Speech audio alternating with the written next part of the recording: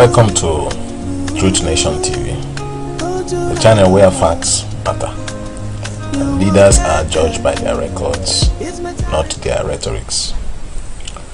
Today, we want to revisit a landmark speech by Peter Obi, which he delivered sometime shortly after his tenure as Anambra State Governor, a few years back. It was a speech that laid bare the truths of governance and the character of leadership, which our country, Nigeria, needs so desperately at this time, especially as we move towards 2027. Why is this important? It's important because we're in a country where politicians, many of them, hide their pasts. They hide it. But Peter Obi stands out by saying, go and verify. For me, that's bold and that's right. If you have not listened to that speech, or you want to have a look at that speech so that you can follow, we'll put a link in the description, so you can probably after this live stream there will be a description, or I'll drop it in it will be dropped in the comment section as we progress, so you can have a quick look at that. And if also we can run clips of that speech in the background, so you can have a look at it and actually refresh yourself about the speech.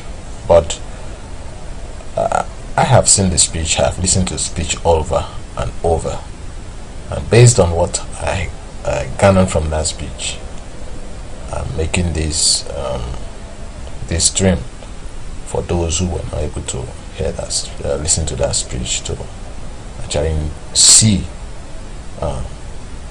what Peter Obi represented, as evidently shown in that speech. You know, in that speech, Peter Obi opened by acknowledging that Nigerians don't like statistics. It's amazing, because I myself, being a statistics student in my first, having studied statistics in my first degree, I knew how people were telling me then, oh guy, why are you studying statistics? And statistics will not take you anywhere, you know, all kind of.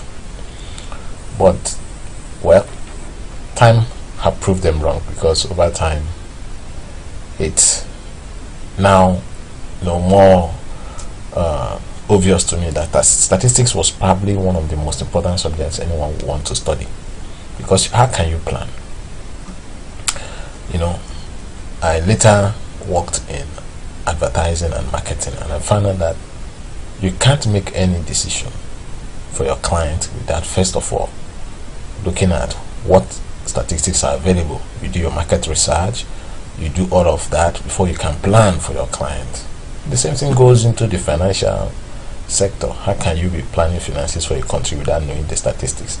How can you be doing 5-year plan? How can you do 3 years plan? How can you do 4-year plan, and the rest of them without having statistics? All these are based on statistics, both raw statistics and statistics that you gain from records that have been there in the past. So statistics indeed is important, and if there's anything that Nigerians should try to change their mind about, is statistics. If statistics is not important, we shouldn't have an office of statistician general of the federation. That shows you that statistics is very important, and as Nigerians we should have the habit of going to the website of even the Nigerian Statistical Institute to check and see, because the figures are all there. Most of the things that Peter Obi reads out in his speeches are all there in the public domain. It's because Nigerians don't read, they don't like statistics, they pass it over. But when you look at statistics, you'll be able to now understand when Peter Obi says leadership is not about emotions, it's about measurable outcomes. That's why statistics is important. So he used statistics, according to him, that he needs to use he uses statistics to tell you, to show you how bad or how good things are. It's always, the figures don't lie. So from the start of that his speech, he set the tone, and the tone was like this: that for you to be successful in leadership, then there must be results. And for us to say there's results, there must be facts of what people can verify and check. And how can you verify? You verify with statistics. This immediately separates him from a typical Nigerian politician who thrives on propaganda, sentiments, and empty words. With this, we can see that as president, we can be sure that Peter Obi, we have in him, we will have someone that is accountable and open to verification and scrutiny of his government activities by the public. A man that can tell you, go and verify, you can be sure he will be open as president. He will not gag, the press. He will not gag public opinion. He will not gag social media, because he wants you. You go and verify. If what I have said is not right, you go and check. So that's one particular thing that stands out about Peter Obi. And I think that he should be given an opportunity, supported by Nigerians, to occupy that seat. In that speech, if you listen to it very carefully, you find out that Peter Obi highlighted Nigeria's huge expenditures and borrowing patterns. He revealed that despite the oil revenue that Nigeria gets, Nigerians are still poor, and this is due to corruption, mismanagement, and greed by those who are in charge. He referenced how the cost of governance is just unsustainable. The way it is right now in Nigeria, the cost of governance is so high. It's so high. And sometimes we find those in position of authority comparing themselves to other countries. No, we shouldn't be comparing ourselves to other countries. We are Nigeria. Our situation is peculiar. Our situations are peculiar. Some of those countries we compare ourselves to, they are not like us. In our own case, we have basic services like education, health, and infrastructure failing. So we cannot begin to say, oh, our convoy can be 100 cars, no problem about it. After all, other presidents have 50 cars in their convoys. No, we shouldn't compare ourselves to other countries. We should look at those countries have stable electricity. Those countries have good infrastructure. They have health. The basic thing that people need are available. So they can afford it, but we can't afford it. That's just the point. And there was a key quote from that presentation by Peter Obi. He said, we don't have a revenue problem. He said, we have a spending and theft problem. That's the problem Nigeria have, according to Peter Obi. A spending and theft problem, not a revenue problem. And then when you fact check it, you find that he's right somehow, because between 2000 and 2010, Nigeria earned over 300 billion from oil, yet poverty remained high. You see, and at that time, Transparency International repeatedly ranked Nigeria as the most corrupt country, as one of the most corrupt countries during this period.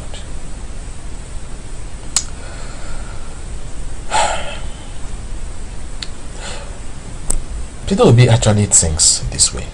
This is thought, and rightly so. He thinks that Nigeria is a wealthy country, and any borrowing must be for production purpose, not for consumption. You don't borrow for consumption. You don't borrow to give out to people. You borrow, to build, things that will multiply the money you have borrowed, so that you can will be able to repay the money, and also at the same time multiply and have reserves for saving. That's probably why he hardly borrowed as a governor of Anambra State. Rather, he cut costs to get other things done. Peter Obi didn't just talk in that video I'm referencing to. He didn't just talk. He had a record to back it up, and this is very fantastic. From 2006, when he became governor, Anambra was, at that time, Anambra was considered a failed state.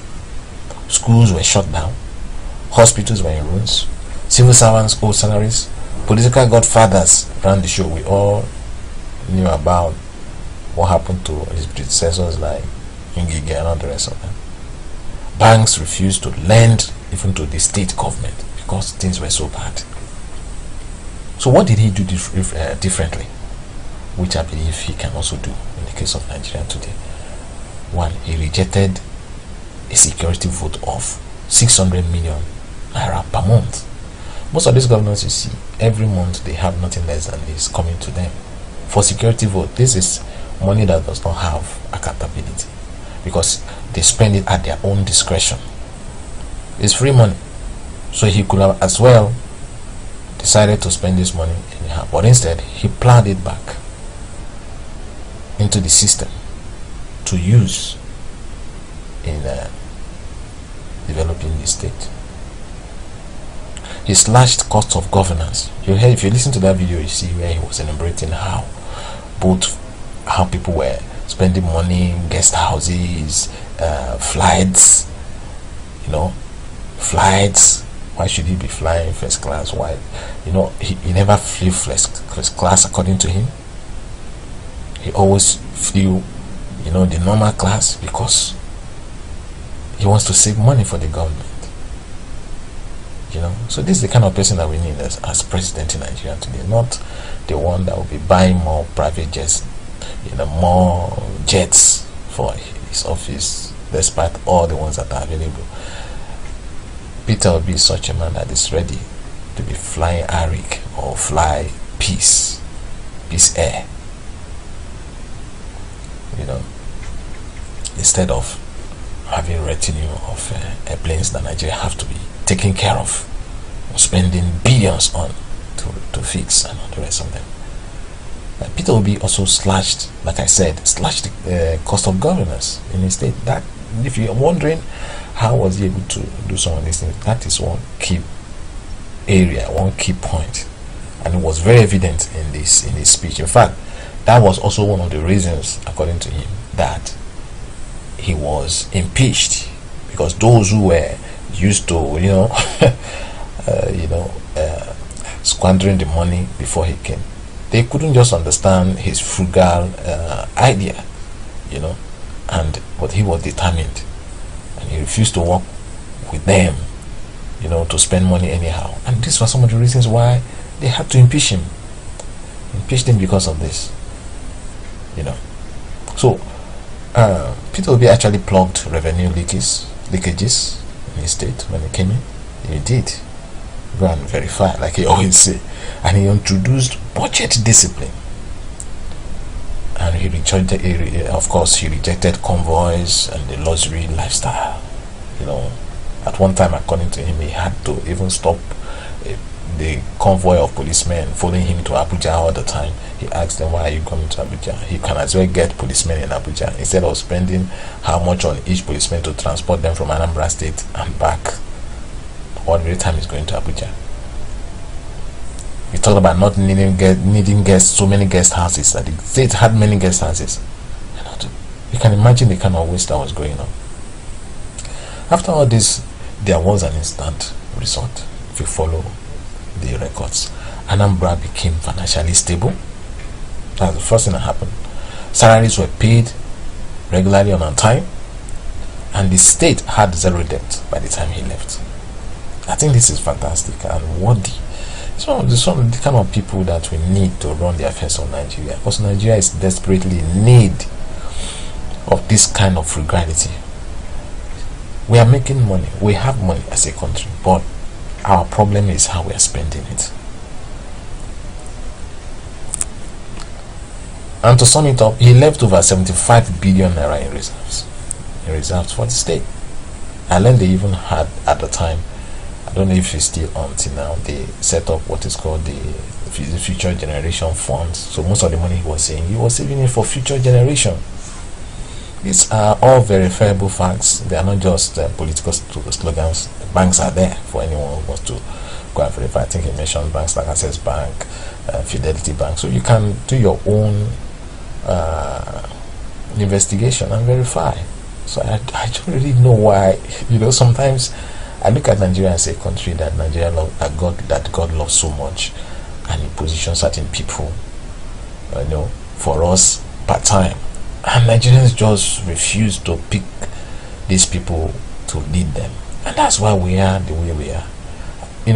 There is this popular saying in Nigeria that Obafemi Awolowo was perhaps the president, the best president or the president that Nigeria never had.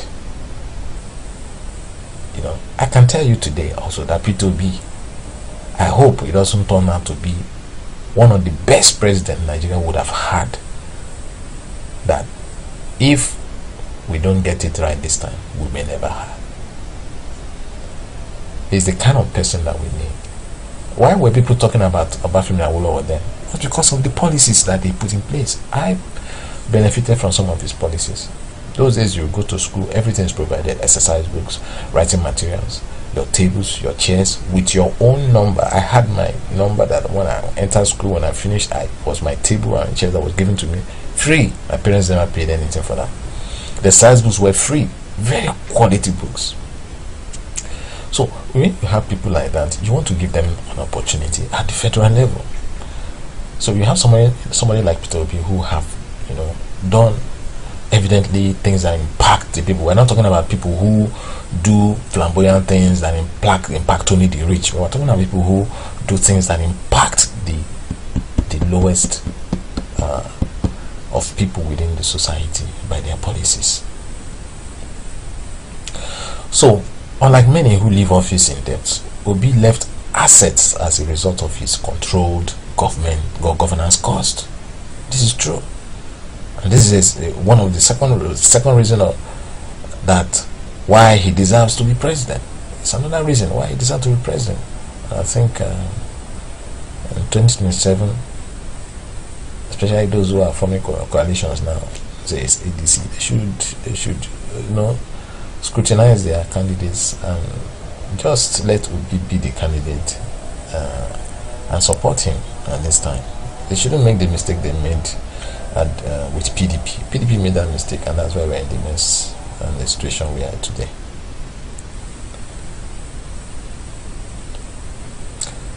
In education, as governor of Anambra State, Obi inherited a broken educational system. He mentioned it in this video we're talking about. The references in the comment section, I'll put it in the description, so you can go and have a look at it and verify firsthand by yourself. But what did he do? He returned missionary schools to churches, most normal, especially the Catholic Church, and he funded those schools. And this model of funding was successful because he gave money directly to the schools, and of course those who were benefiting from the Ministry of Education system, they were not happy. That's one of the reasons why he was impeached, because he was giving money directly to institutions. So you come to schools, he will go to schools and find out what are the things they need, and then when the school he set up, probably through I even understood that during that period, even senior prefects in some of those secondary schools had his phone number, and he was interacting with them regularly to find out, because they were the students, they were the ones that actually knew what was going on. They could report to him, oh, this is what's going on in our schools, this is what we needed in our schools.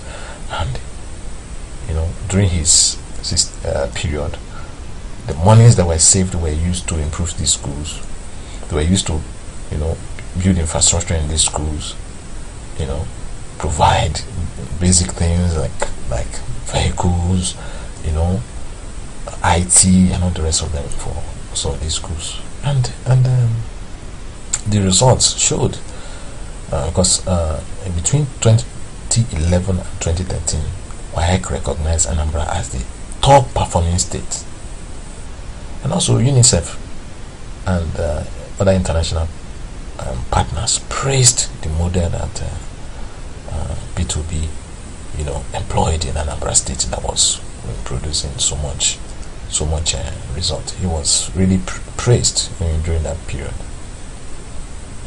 So this, everything I've said now is not hidden. You can check with WAEC, I believe, because before WAEC will tell you that before Peter Obi came to Anambra as governor, Anambra was not in the top 10 in WAEC performance, but by 2013 Anambra was ranked #1 nationally, not just in the southeast. Nationally, Anambra was #1. So if you check WAEC annual reports, Ganda, Vanguard, the Cable, Premium Time, all this news was carried at the time. You can go back to the accounts to check. So we could see that he applied this strategy of returning schools to national donations and walked through the schools directly. Even though it was controversial, and some of they tried to impeach him because of it, but it paid off. It paid off. This alone shows again that Peter Obi is somebody who can take bold and effective decisions. These are the kind of people Nigeria needs. A president like Peter Obi, who will not just take actions based on hearsay, but he will see to it that those decisions are effective for a better society, and the results will show. Don't forget, the statistics are there. The results will always show. When you go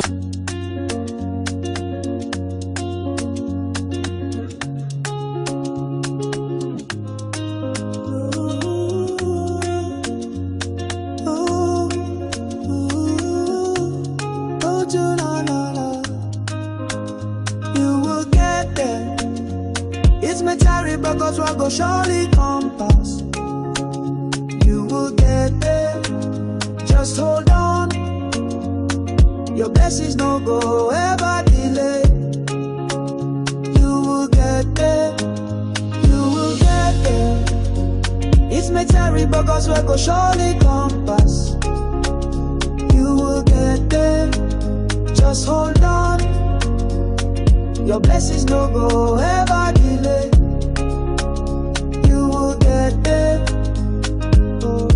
Sometimes the road is long, but your faith no go ever be wrong.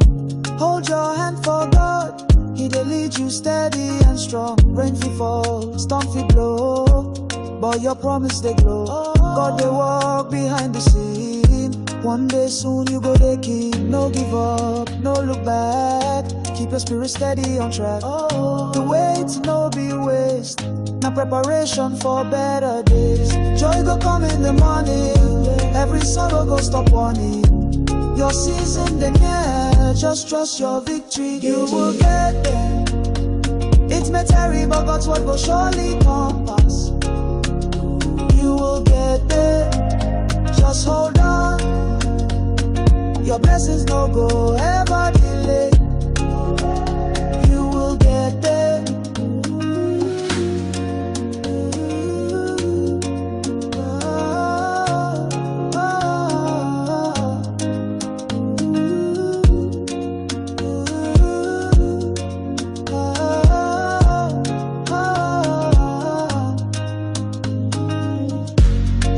Come in the morning, every sorrow go stop warning.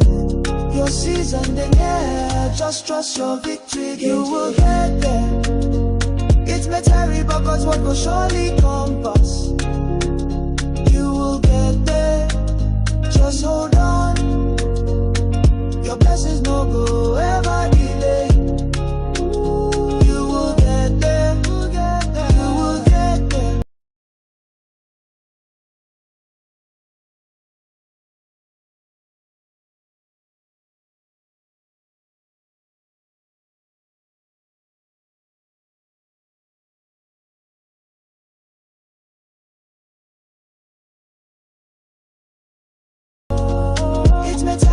God's word go surely come pass.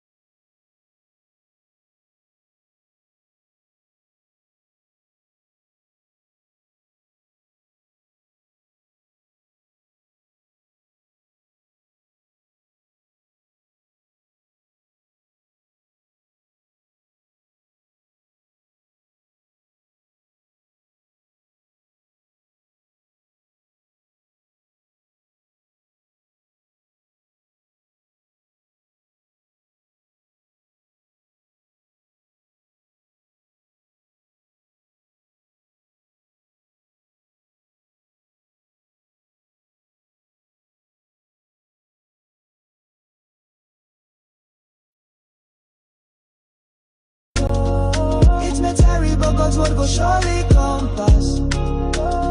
You will get there, just hold on. Your blessings no go ever delay. You will get there.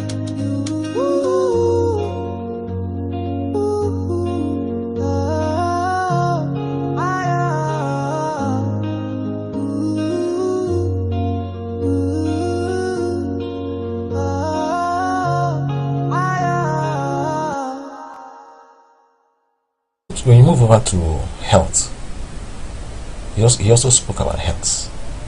How before he came, the general hospitals and primary healthcare centers were collapsing, if not collapsed.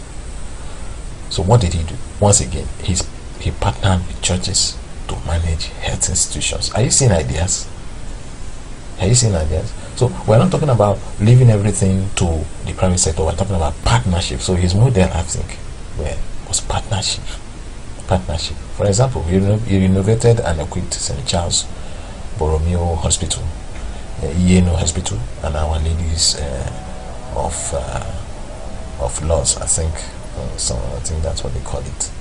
He renovated these places, but allowed them to run. It was as a result of this his strategy that UNICEF confirmed a drop in maternal mortality in the state during his tenure. It dropped, and over 700 healthcare facilities were renovated and re-equipped using this same model. Over 700 across the state. World Health Organization regional reports on Nigeria health system reported also that maternal health indices improved during that period. Man, this guy, if not for how the constitution is and what we call democracy, we should just tell him, say, come guy, come and help us. Because you see what he did, rather than building new flashy hospitals, he did what? He invested in making the existing ones work. Invested in making them better. It's just like you're building new roads. Like someone was building, one of the governors in the United States was building sometime, they called it the road to nowhere. Meanwhile there you have a lot of inner city roads that are not what they ought to be. The ones that have been built before are not in good shape. Why not renovate those ones? A country like Nigeria, for instance, already have good network of roads. What they need is maintenance. So you ought to invest more in maintenance, not necessarily building new roads. That's not what Nigerians need. What Nigeria actually need at this time is looking at the ones that are existing and making them work. The same thing goes for our health facilities in this country. The same thing goes for our schools. I think we have quite a number of universities, for instance. Instead of starting new ones, what we need is to make those ones to work and not continue to have universities that can only pass for a glorified secondary school. So this his approach of investing, reinvesting, making existing infrastructure work proves he's cost effective and collaborative leadership style. See the way he brings in partners, so in so doing he directs capital expenditure to areas that impact the people the most, not just building white elephant projects to promote himself. He didn't do that.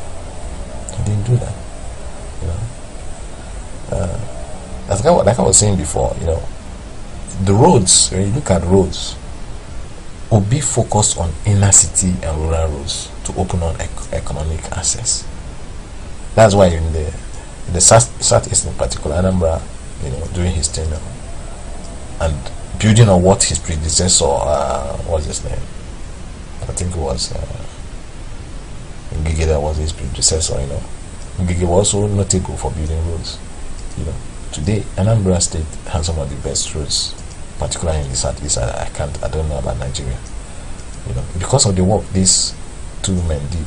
Obi in particular built over 800 kilometers of roads. 800 kilometers. He constructed and rehabilitated.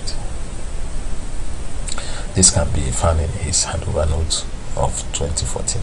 Go and check it, it's there.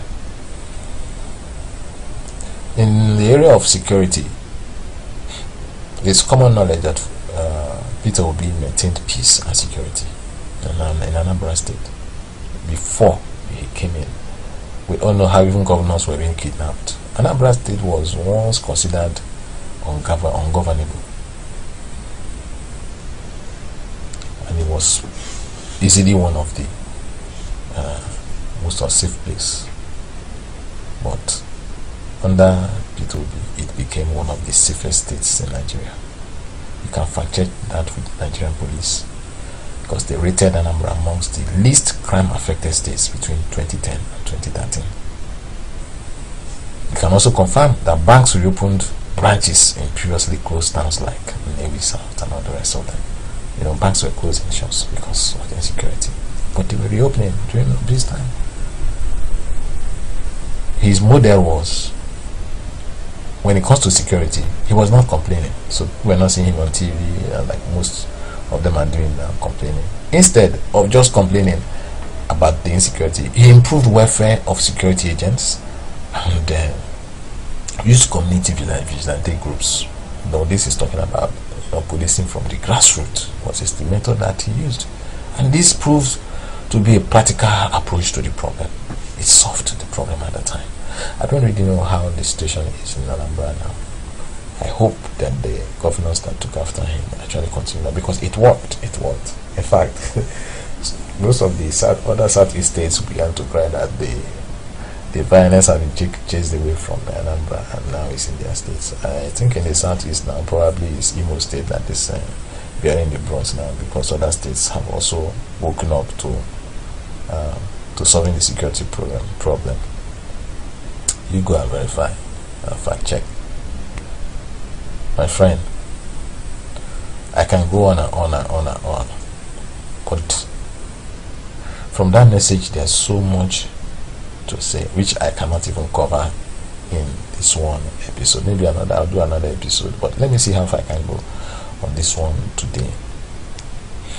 We'll look at it. We'll look at the financial aspect, the physical responsibility, and legacy that he left behind. In that video, in that conversation, Peter actually reminded us, because the records are there, and he left billions in reserve. That's a rare feat. I don't think many governors have done that when they were governors, or handing over in 2014 when he handed over. This is what he actually handed over: $156 million, not naira, in foreign reserves. 30 billion naira in local currency. As at 2014, you can use today's conversion rate to know how much these monies have become today. And he did all this without owing contractors or owing salaries. And some people have said, oh, he did not pay off some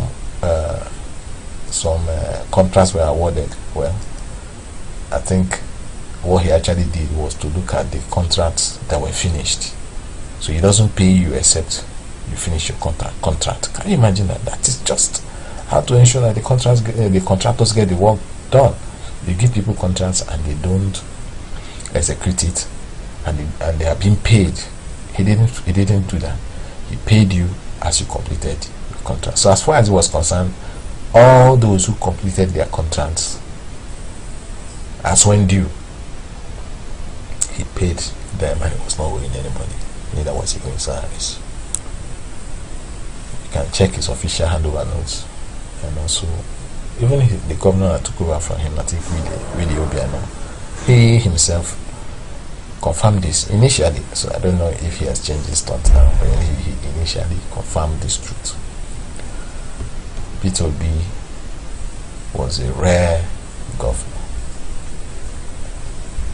It's unheard of for a Nigerian governor to leave surplus for future generations of this state. It was almost unheard of before Peter Obi.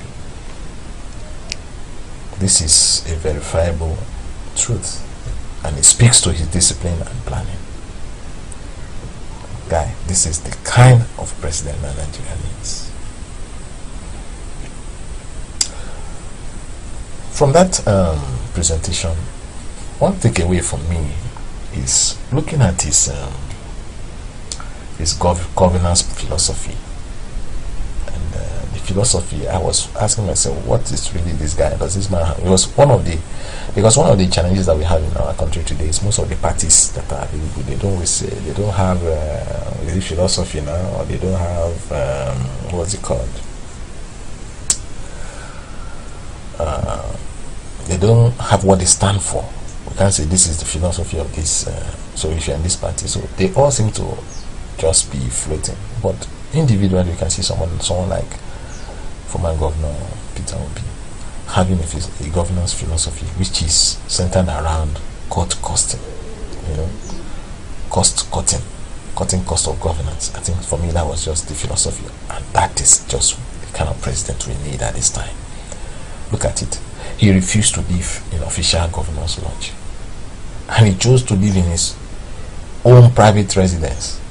Even when the president Obasanjo came to visit, he left his personal residence for the president, instead of him going to build a 500 million naira presidential lodge like those who were around him were saying. He didn't build presidential lodge. Instead, he left his personal residence and he went to stay in a hotel with his family until the president left his private residence. He also reduced his convoy. He stopped unnecessary allowances, going to Abuja, all those kind of things. He cut many of them. He cancelled the First Lady's office and all these events that are surrounding it. According to him, it's him that is the governor, not his children, not his wife. So those offices are not required. Can you imagine that? And then he didn't use bulletproof cars. How many of our governors can go about without bulletproof cars? The Toyota they gave him, which he inherited, was a Toyota Prado, and it was not bulletproof. I think he got one bulletproof car, but it was not, reluctantly. But some other governors will have more than one.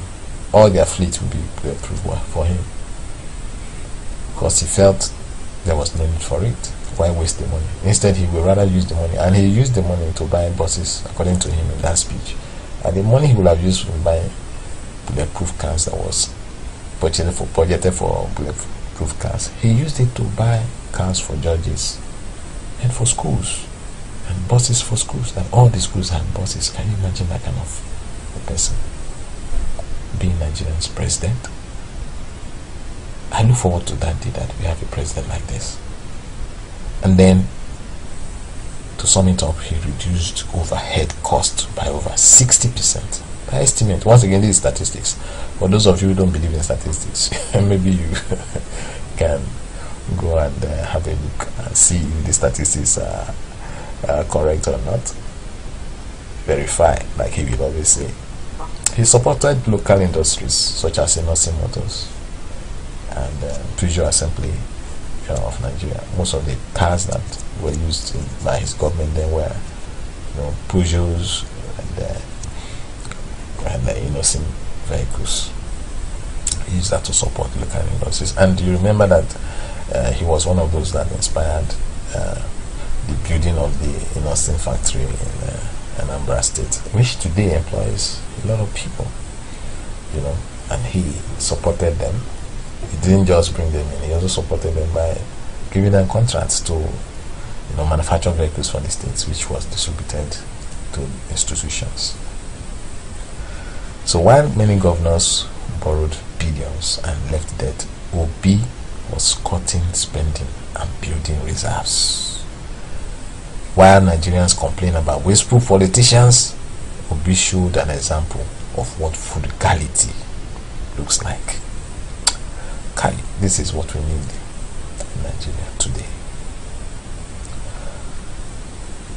Before I close this podcast, I will not fail to just say one thing about this speech I'm talking about. Once again, if you want to have a preview of that speech, we have another video also where we also analyze that speech, and you can hear him speak directly.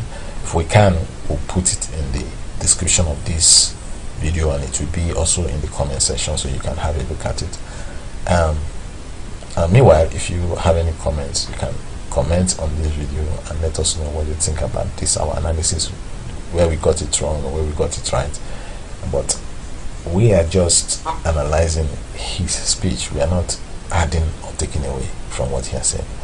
And like I said, I will not close without making this closing statement about this speech that I watched and I'm so impressed about.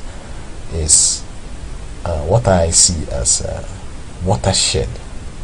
I see that speech as a watershed, because in this speech Peter Obi didn't just speak, he demonstrated proof. Was telling you verify. The proofs were all over the place. His tone was factual, he was humble, and he was educative. He encouraged Nigerians to check records, not to be swayed by tribe, religion, or propaganda. One of his favorite remarkable quotes from that speech is, "Go and verify. I governed for 8 years. No pension, no gratuity, no debt." Imagine that. In a system where state governors, after they have retired or finished their tenures, their 8 years, they are still earning pensions. This man is not earning pension. Can you imagine that? Don't you think this is the kind of person you need as your president? Those who are on the seat today, they are already changing the constitution to make sure they have more. Some become governors, they push the house to change the constitution. Do you know that some states, let's take a state like Lagos State for instance, when the governor finishes his term, he has houses in Lagos, you have houses in Abuja, in places of your choice, and then they have domestic staff, they have help, and all the rest, all these benefits, so many. You need to go to the go and check, search for that. Maybe another day I'll do another piece to look at. So why is this speech such a watershed? It's because in this speech, check in the comment section, the link should be there. Obi didn't just speak, he demonstrated proof. It says to you, go and verify. His tone was factual, humble, and educative. He encouraged Nigerians to check records and not to be swayed by tribe, religion, or propaganda. In his own words,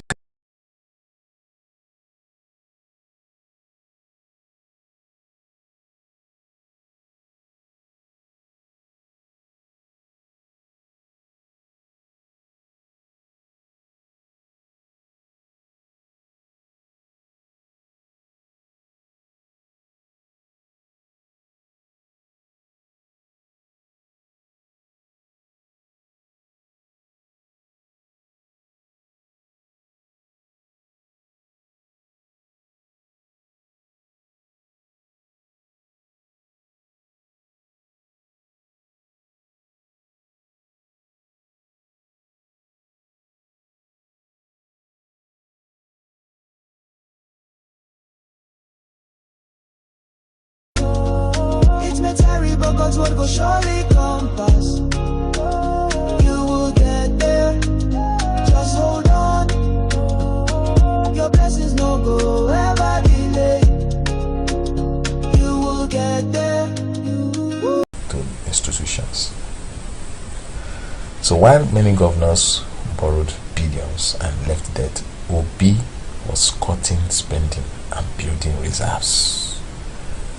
While Nigerians complain about wasteful politicians, Obi showed an example of what frugality looks like.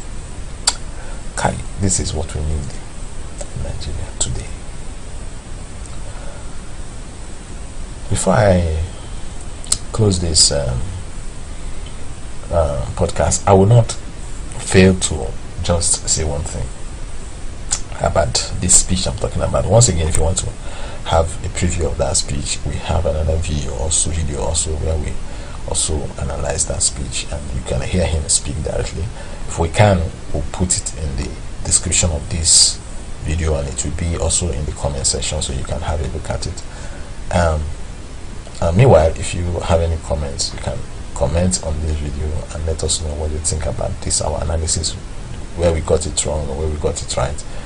But we are just analyzing his speech. We are not adding or taking away from what he has said.